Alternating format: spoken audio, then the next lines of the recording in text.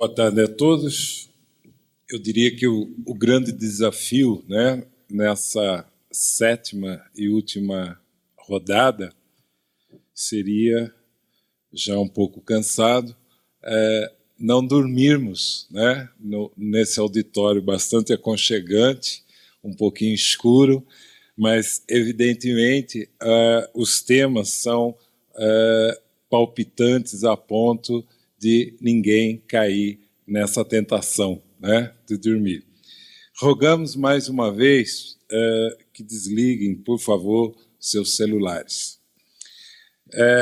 Dando continuidade ao nosso trabalho, nós teremos agora 2 palestras da ação direta da vítima contra o segurador de responsabilidade civil, um tema que começa a ser discutido, principalmente aqui no Brasil, e, em seguida, a aplicação do Código de Defesa do Consumidor às relações de seguro. Para a nossa primeira palestra dessa tarde, nós vamos chamar o Dr. Pablo Medina Magalhães, que é licenciado em Direito, especializado em Direito Constitucional pela Universidade Pan-Americana em Guadalajara, México, cursou o mestrado em Economia e Administração de Empresas no Instituto Pan-Americano de Administração de Empresas, na Cidade do México. É assistente de Direito Comercial na Universidade Pan-Americana, também em Guadalajara, membro da Associação Mexicana de Direito do Seguro e fundador de sua seção Jalisco. Advogado em Guadalajara, autor de monografias e artigos em direito do seguro. Dr. Pablo, a palavra é sua.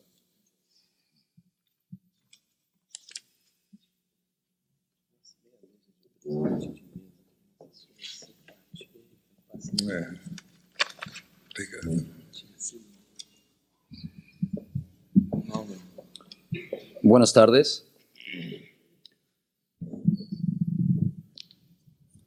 Gracias.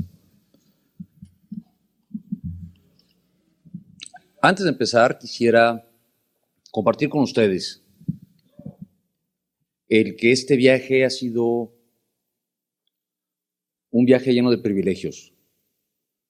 Primero, compartir con ustedes estas ideas, lo cual se lo agradezco a viejos amigos, Ernesto, Paulo, no tan viejo Alessandro, y a todo el equipo, que ha sido estupendo este primer foro. Y como último, y para ser sinceros, creo que es el más importante de los privilegios, el haber conocido al doctor Solero y el haber podido convivir con él. No todos los días se conoce gente de esta valía,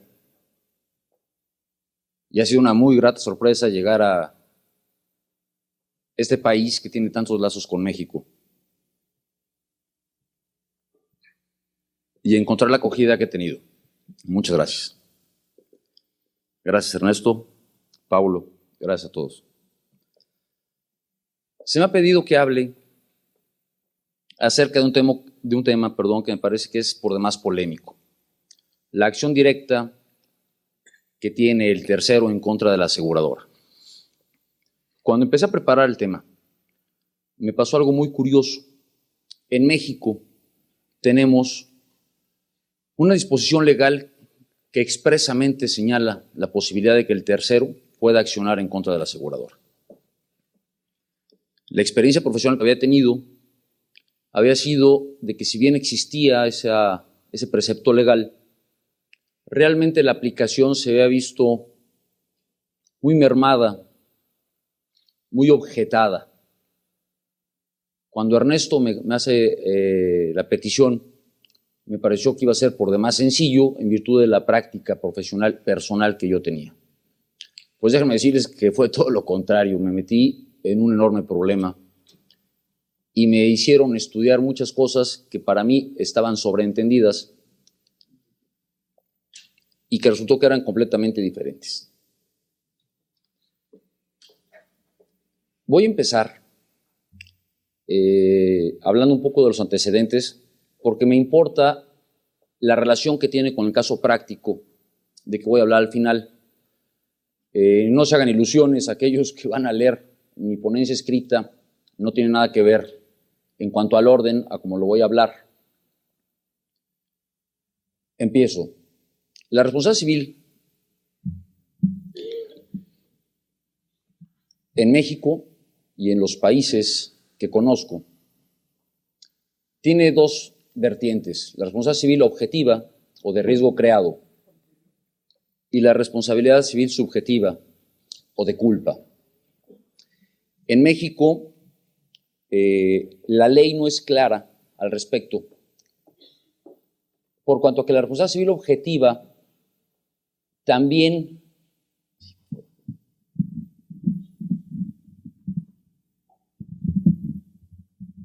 muchas gracias.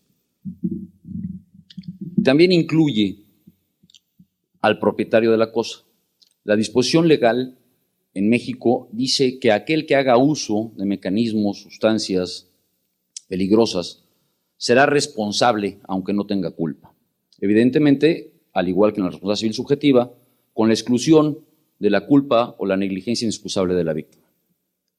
Pero al hablar de responsabilidad civil objetiva y al hablar del término uso, el legislador, la jurisprudencia y la doctrina han equiparado al propietario, a aquel que compró el vehículo o aquel que tiene en su haber patrimonial el bien, también es responsable de los daños que éste cause. No solamente el usuario, sino también el propietario. Esto es un muy pequeño paréntesis porque veremos que al final de la exposición tiene una interesante relación con respecto a la acción directa. Quisiera también comentar algo que les parecerá muy obvio, pero mientras que el responsable del hecho dañoso, y valga la redundancia, en la responsabilidad civil, es desde el momento mismo del hecho responsable, no ocurre necesariamente lo mismo en los seguros o en las coberturas de responsabilidad civil. Veremos un poquito más adelante que ha habido una serie de teorías manejadas por personas verdaderamente brillantes, entre ellas el doctor Rubén Stiglitz, que en su libro El Siniestro hace un compendio excelente de las diferentes posturas que a nivel mundial, al menos Europa y Latinoamérica, no quisiera ser tan ambicioso, se han manejado, de en qué momento es el disparador o el detonante de la responsabilidad de la aseguradora para con el tercero. Esto va mucho de la mano con la forma en que las diferentes legislaciones han pretendido proteger el patrimonio. Así tenemos, por ejemplo, que en el caso de España y Colombia, con un pero que en un momento más les comentaré, en su legislación claramente protegen al patrimonio del tercero. En los seguros de responsabilidad civil, lo que, al menos en España no me queda duda, protege la ley es el patrimonio del tercero. Creo que más de uno se le podrá ocurrir pensar en la alternativa de que entonces estamos hablando de un contrato a cuenta de otro, pero eso es lo que se infiere de la ley española. De la ley colombiana, yo cuando hice el estudio, me quedé con la sensación de que también señala que protege el patrimonio del tercero. Sin embargo, cuando platiqué con amigos colombianos, que me hicieron favor de darme las leyes necesarias para hacer el pequeño estudio comparativo que aparece en la ponencia escrita, fueron muy insistentes en que no, en que la ley colombiana lo que protegiera el patrimonio del asegurado. Evidentemente, ellos saben mucho más del tema que yo. Yo soy un extranjero leyendo derecho colombiano.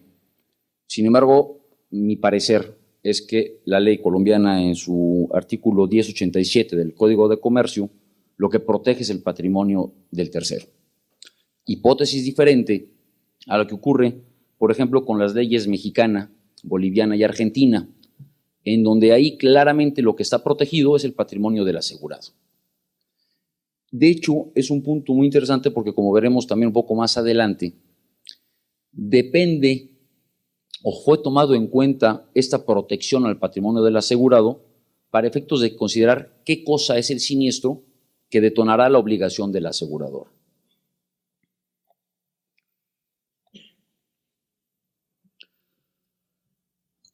Ahora bien, es evidente que la responsabilidad civil genera una obligación a cargo del, perdonarán la repetición, del responsable y un crédito a favor del tercero dañado. El tratamiento que se le ha dado en los diferentes países ha sido de todo tipo. ¿A qué me refiero con esto? Por ejemplo, en México, tal como les comentaba, el artículo 147 de la Ley sobre el Contrato de Seguro, que aquí quisiera abrir un paréntesis para decirles que en México el contrato de seguro es el único que tiene una ley propia y una ley de 193 artículos, que vamos, no es pequeña y que ni remotamente agota el tema. Es preclara al decir que el tercero se considerará como beneficiario del contrato y tendrá una acción directa en contra del asegurador a partir de que ocurra el siniestro. Este punto me gustaría que lo guardaran en la mente porque es uno de lo que provoca el que esta acción directa se vuelva casi nugatoria en México. Por su parte, Bolivia también tiene prevista la acción directa del tercero en contra de la aseguradora. Sin embargo, es una acción directa condicionada, porque dice la ley, el Código de Comercio boliviano, que dicha acción será siempre y cuando ocurran una de las siguientes hipótesis: que el asegurado se haya ausentado, que el asegurado falleciera o que se hubiere fugado. Solamente en esos casos podrá el tercero accionar en forma directa en contra de la aseguradora. Chile, por su parte, también contempla el seguro obligatorio. Sin embargo, solamente lo contempla en el caso del seguro de accidentes personales, que es obligatorio para todas aquellas personas que usan vehículos automotores dentro de las carreteras del país. Colombia, otro país que prevé la posibilidad de la acción directa en contra de la aseguradora, resuelve el problema de una forma que a mí me parece muy sana. Tan sana que creo que a diferencia de México, en Colombia seguramente sí se da esta acción directa. ¿Qué es lo que dice el Código de Comercio colombiano? Que el tercero podrá demandar en forma conjunta tanto al responsable del daño para demandarle la declaratoria de responsabilidad como a la aseguradora para demandarle el pago derivado de los daños patrimoniales ocurridos por la responsabilidad civil. Esto es, y ustedes seguramente también estarán pensando, oye, ¿qué efecto tiene entonces acción directa? Porque creo que el concepto preconcebido que tenemos de la acción directa es evitarnos el trámite engorroso de primero tener que agotar la acción en contra del responsable para lograr el pago. Estaría de acuerdo con ustedes de que es un trámite engorroso, pero es un trámite que al final de la ponencia, desde mi muy particular punto de vista, lo que garantiza es el poder ser oído y vencido en juicio. Lo trataré este tema con más detalle a continuación. Esta primera alternativa que les he platicado es de la acción directa, la posibilidad de accionar del tercero en contra de la aseguradora. Argentina lo que señala es, la legislación argentina lo que señala no es la posibilidad de accionar en forma directa, sino lo que la ley argentina 17418 prevé es la citación en garantía de la aseguradora en caso de que se demande al responsable.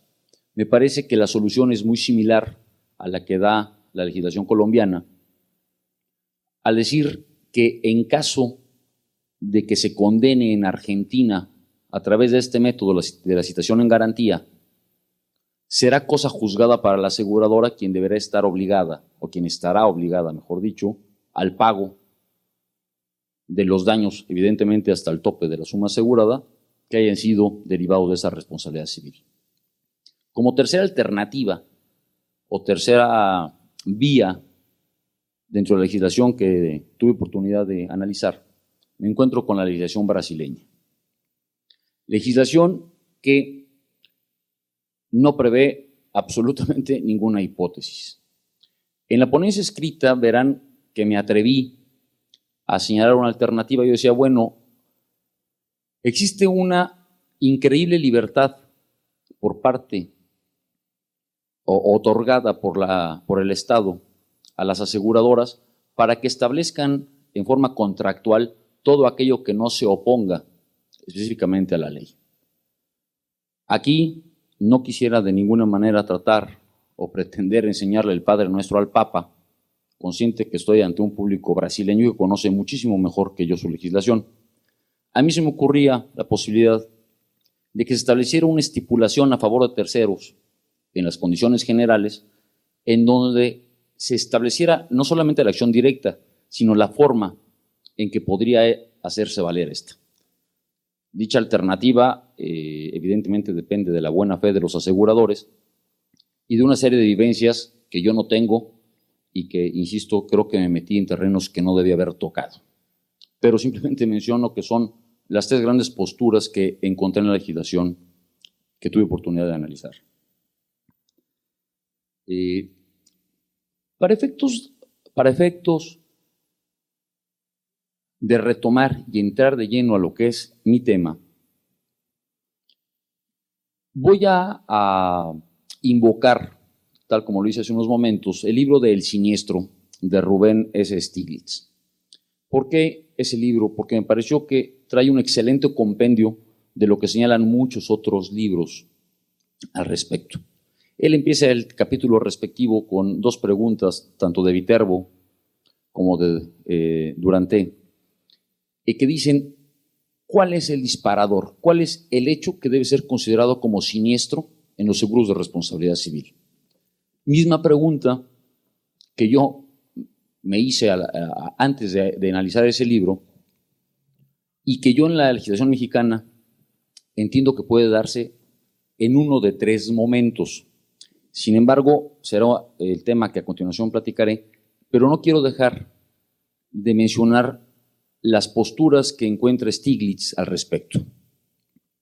Posturas que además van mucho más allá que las que yo pensaba, porque él habla de 5. La primera de las teorías es la del reclamo de la víctima. Aquí lo que entiende esta teoría es que no será, o más bien, será el siniestro la reclamación que haga el tercero en contra del asegurado. De esa teoría claramente se desprende que si el hecho dañoso no es el considerado como siniestro, lo que se protege es el patrimonio del asegurado, puesto que el siniestro no existirá sino hasta el momento en que haya una afectación directa a través del reclamo de la víctima o del tercero dañado en contra del asegurado. Esta teoría la apoyan tratadistas de los tamaños de Isaac Halperin, de Steinfeld y Zavala, los tres de Argentina, y además esta teoría se convierte en derecho positivo en la legislación francesa, en donde expresamente la ley francesa de seguros señala que siniestro será el reclamo que haga la víctima en contra del asegurado. Hay dos autores, y recuerdo uno ahorita, solo uno de ellos, Picard, que es muy vehemente al defender esta postura. Es muy curioso porque en el libro la defiende y posteriormente señala que es ley en su país. Simplemente lo dejo como nota curiosa, porque defender la ley es un poco más fácil que defender cuando la ley es vaga, como el caso de mi país. Y bajo mi perspectiva, porque podría ser que el doctor Díaz Bravo pensara otra cosa, ¿no? La segunda teoría habla del pago del resarcimiento. Esta teoría, además de que Stiglitz la critica, y me parece que su crítica es más que suficiente, se refiere a que el siniestro no será sino hasta que el asegurado le paga a la víctima los daños causados. Esta teoría ha sido ya superada y me parece que además ha sido superada con mucha lógica, porque Stiglitz la critica, no soy quien para calificar a Stiglitz, pero me parece que lo hace estupendamente bien, porque dice, ¿qué ocurre en el caso de que el asegurado no tenga el dinero necesario para pagarle a la víctima? O que el asegurado simple y sencillamente se encuentra en estado de quiebra. Ocurre entonces que como el siniestro es el pago y no hubo pago, no ocurre siniestro y por lo tanto no nace la obligación de la aseguradora. Insisto, me parece que es una teoría ya superada por las legislaciones de todos los países y que además bien superada. La tercera se refiere al reconocimiento de la deuda y o de la transacción. ¿A qué me refiero con esto? Que se considerará como siniestro en el momento en que el asegurado reconozca que tiene una deuda para con la víctima o que trance con la víctima el pago que ésta debe recibir. En México, esta postura o esta teoría es claramente nugatoria y está prohibida por ley, porque la ley sobre el contrato de seguro mexicana prevé el hecho de que no le será oponible a la aseguradora ni siquiera la confesión de la materialidad del hecho, mucho menos la transacción que haga el asegurado con el tercero. La cuarta teoría de que habla el maestro Stiglitz es la expuesta por el maestro Duranté y que Stiglitz la señala como la teoría compleja. ¿Por qué compleja? Porque dice que el siniestro tiene que ser la unión de tres elementos: del hecho, de la culpa, y cuando hablo de la culpa, o más bien cuando habla de la culpa, por favor no entiendan que es la culpa de la responsabilidad civil subjetiva, sino aquella culpa que incluso en la objetiva, en la responsabilidad civil objetiva se da al haber adquirido o usado el bien causante del daño. Y el daño patrimonial. Durante lo que expone es, si no se dan en forma conjunta e inescindibles estos tres elementos, no ocurre siniestro. Y si no ocurre siniestro, por ende, no existe ninguna obligación por parte del asegurador.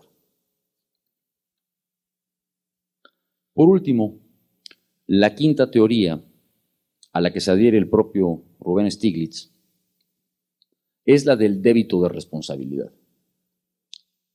¿A qué se refiere?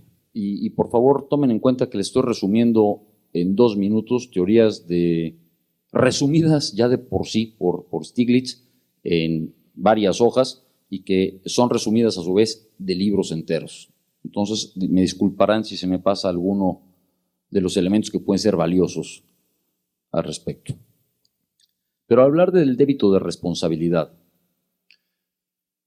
a lo que se refiere esta teoría es que el hecho dañoso genera en el asegurado ya un débito que la propia teoría llama débito de responsabilidad. Si bien puede no haber una afectación al patrimonio del asegurado, es claro que sí existe, voy a corregir, al patrimonio económico del asegurado, es evidente que el hecho dañoso provoca una afectación al patrimonio entendido como derechos y obligaciones a su cargo. El que no se le reclame es un aspecto meramente subjetivo según esta teoría, e incluso para explicarlo, lo que hace es recurre a la vieja escuela alemana que ustedes recordarán y que habla de 2 conceptos, el Schuld y el Haftung. ¿Qué es cada uno de ellos? El Schuld es la deuda, la obligación que tengo de cumplir con una deuda, el débito per se. Y el Haftung es la garantía que tengo para hacer efectivo, esa deuda. Esto es la posibilidad que tengo de accionar para solicitar que el débito generado desde antes me sea cubierto. Concluyen, y reitero, estoy siendo increíblemente corto en los comentarios porque es mucho más amplio lo que Stiglitz dice. Pero ¿qué es lo que dice? El seguro de responsabilidad civil lo que protege es la eventualidad de que exista cualquier deuda, no solamente una deuda patrimonial. Protege la eventualidad de que se vea afectado el cúmulo de derechos y obligaciones que tiene a su cargo el asegurado. Por lo tanto, si existe un hecho dañoso que de una u otra manera afectan al patrimonio, ese hecho dañoso deberá ser considerado como siniestro. Al ir desarrollando la ponencia, me pareció, pero por mucho, la postura más científica. Me pareció la más lógica. Sin embargo, al ir avanzando, me encontré con que nuestra ley no es clara al respecto. Y ahora entro de lleno a lo que es la responsabilidad civil y la acción directa en México.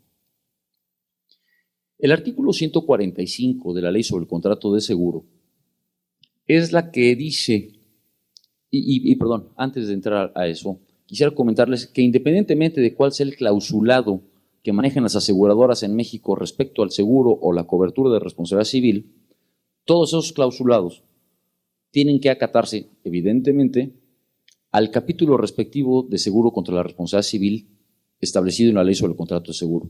Capítulo por demás corto. Tengo entendido que son 7 u 8 artículos, si mal no recuerdo. Pero quiero hablar solamente de la ley porque si me metiera a cuestiones contractuales, creo que habría una gran variedad de alternativas que a fin de cuentas todas tendrán un tronco común. El 145 establece que por medio de la seguro de responsabilidad civil, la aseguradora se obliga a pagar una determinada cantidad de dinero cuando el asegurado le deba, usa ese término, deba a otro a consecuencia de un hecho que provoque un daño. Si luego tuvieran un rato que no tengan nada más que hacer y leen la ponencia escrita, critico incluso la redacción del 145 porque me parece que lo que están protegiendo son las consecuencias dañosas, no los hechos que causan los daños. España tiene un artículo que es de una meridiana claridad al decir qué es lo que se protege. En México, es mi opinión, que la redacción es muy poco afortunada. Pero ya solamente de la lectura de de ese artículo, yo entresaco 2 conceptos que me empiezan a preocupar. La palabra deba y la palabra hecho que provoca un daño. Más adelante, en el artículo 150, dice que la primera obligación que tendrá el asegurado respecto a la aseguradora es el de avisarle en forma inmediata de que cuando reciba el reclamo del tercero. Aquí hay un punto que a mí me pareció muy interesante. El artículo 66 de la misma ley sobre el contrato de seguro dice que el asegurado está obligado a notificar en forma inmediata o a más tardar en un plazo de 5 días en cuanto ocurra el siniestro. Yo hago un pequeño ejercicio mental y digo, si el 66 establece la obligación de avisar en forma inmediata del siniestro y el 150 dice que el asegurado deberá comunicar en forma inmediata del reclamo, luego entonces podría pensar que el reclamo se equipara al siniestro. Estas muy rápidas palabras me llevan a mí a la conclusión de que al menos puede pensarse que hay 3 elementos que puedan ser considerados siniestro en la legislación mexicana. ¿Cuáles son? El hecho dañoso,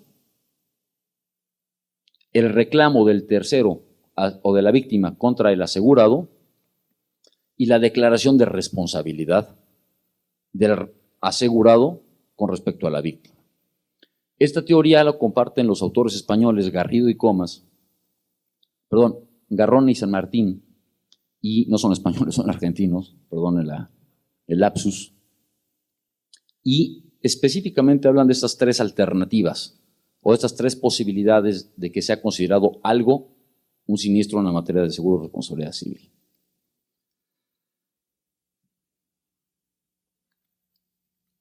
Todas estas ideas vinieron a romper un esquema mental que yo tenía por cuanto a mi práctica profesional. Para mí era sumamente evidente que la acción directa en México era imposible de ejercitar por una simple y sencilla razón.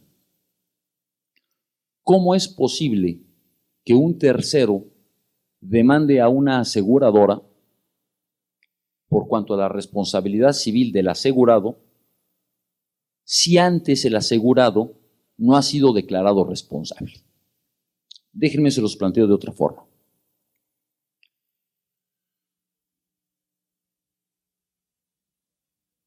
En México, al igual que me parece que en todos los países, una de las garantías principales es la garantía de audiencia.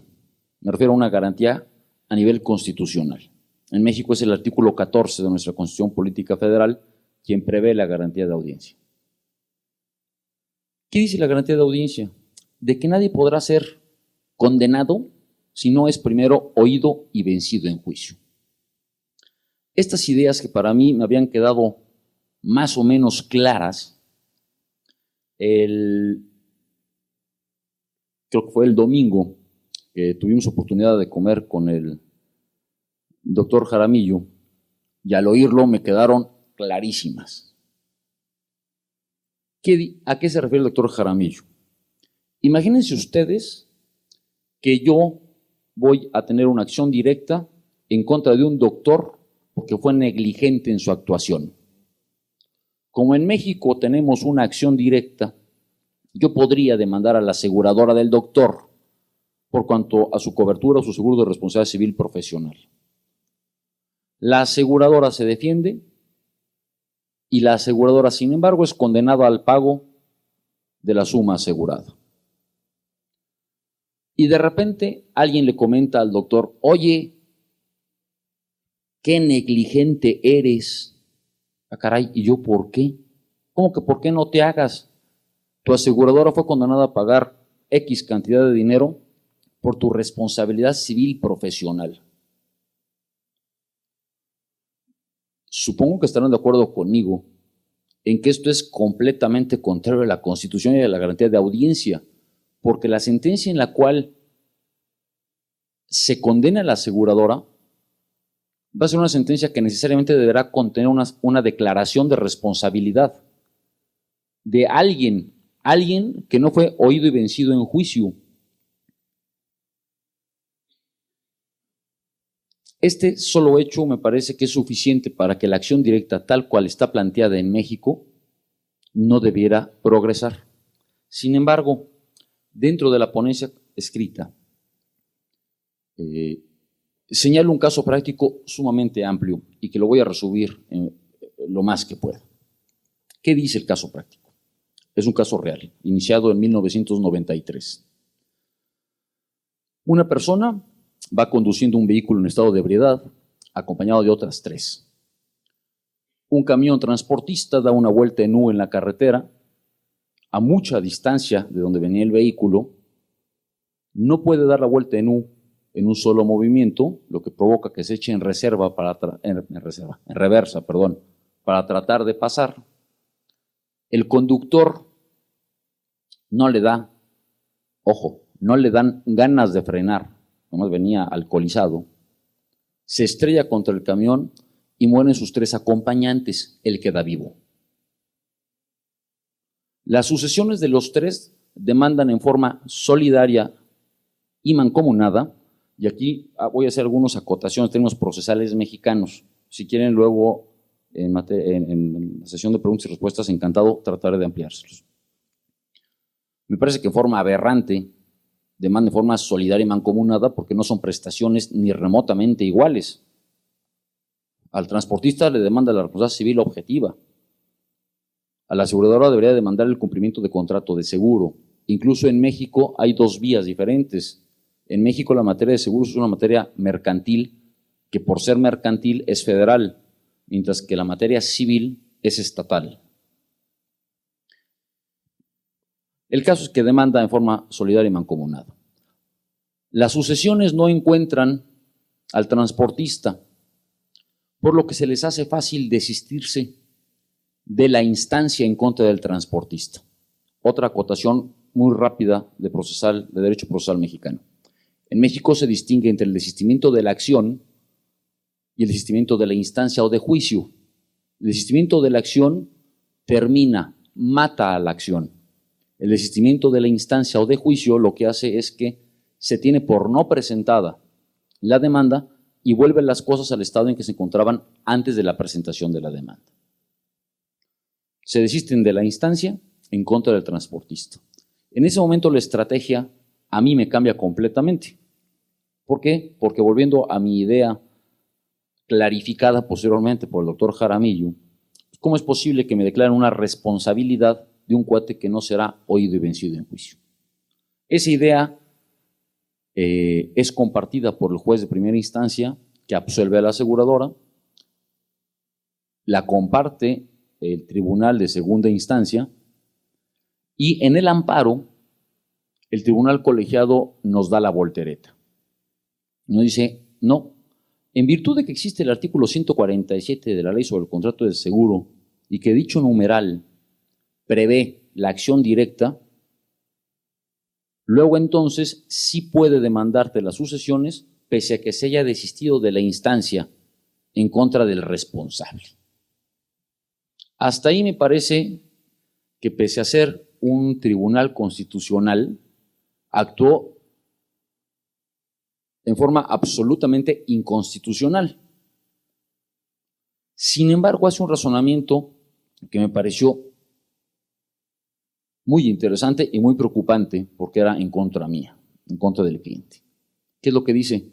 No confundas entre la responsabilidad civil objetiva y la subjetiva. Si bien es cierto que en la responsabilidad civil subjetiva se requiere que se declare la culpa de alguien, en la responsabilidad civil objetiva lo que se requiere es demostrar el nexo entre un bien que será propiedad de alguien y el daño. Aquí no requiero de que nadie sea responsable, porque lo que estoy condenando es la propiedad del bien que provoca el daño.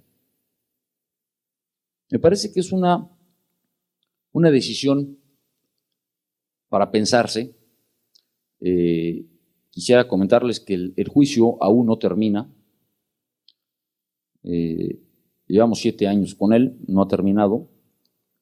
Es muy probable que se gane, pero por cuestiones de errores procesales. Porque de fondo, acatando la sentencia de amparo, me parece que no tendría alternativa el tribunal de segunda instancia para tener que corregir su primera sentencia. Yo quisiera concluir diciéndoles, al inicio de la ponencia les marqué la diferencia entre la responsabilidad civil objetiva y la subjetiva. No me queda duda alguna de que la acción directa, tal como está planteada en México, como una acción directa real, porque aquí me perdonarán, pero ni Chile, ni Bolivia, ni Colombia tienen una acción directa, porque son acciones directas condicionadas. Tienen que darse algunas condiciones para que realmente pueda demandarse la aseguradora. En México no. En México es, a partir del siniestro, el tercero o víctima podrá demandar a la aseguradora. Con el enorme problema, insisto, de que no queda claro cuál es el siniestro en seguro de responsabilidad civil. Bajo este orden de ideas, no entiendo cómo podrá condenarse una aseguradora a pagar a consecuencia de una responsabilidad civil subjetiva sin que exista una declaratoria de responsabilidad del asegurado. Sin embargo, me parece muy interesante lo dicho por el Tribunal Colegiado Mexicano diciendo, oye, no confundas entre la responsabilidad civil subjetiva y la objetiva. En la objetiva no existe culpa. No es necesario la existencia de culpa. Es suficiente que se demuestre la propiedad del bien que causó el daño. Con esto concluyo.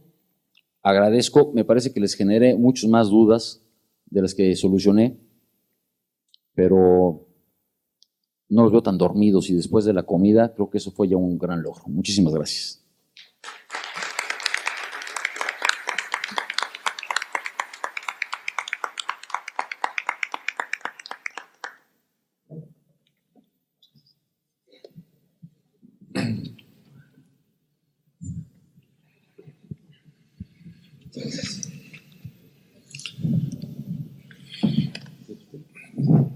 Muito obrigado, Dr. Pablo, por essa palestra. Realmente um tema palpitante que começa a aparecer também no nosso país em grandes discussões, nos mais variados situações de riscos e de seguros, principalmente nos de responsabilidade civil.